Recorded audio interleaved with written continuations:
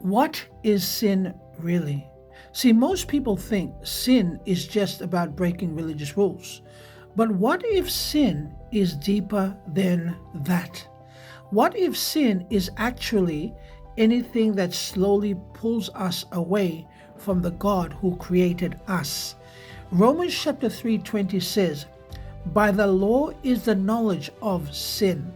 You see, and 1 John 3:4 says, "Sin is the transgression of the law." See, the Bible teaches that sin is not just bad behavior, but it is rebellion against God's way and character. But here is the scary thing: sin rarely looks dangerous in the beginning. Sometimes it looks like entertainment, sometimes it looks like pleasure, sometimes it looks like success, sometimes it looks completely normal. But slowly, sin changes heart. See, it hardens the conscience, it weakens convictions, it damages relationships, and eventually people stop hearing God's voice clearly. Jesus shows that sin is not only outward actions.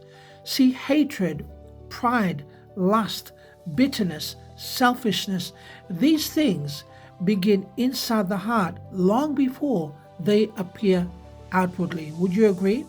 See, that is why humanity cannot fix itself simply by trying harder. We need transformation. See, the good news is this: God does not expose sin to destroy us, He exposes it to save us. Jesus came not only to forgive sin, but to restore people back to the life they were created to live. So maybe the real question today is, am I worse than someone else? But maybe the real question is there anything in my life pulling me away from God? Because sin separates, but Jesus restores. God bless.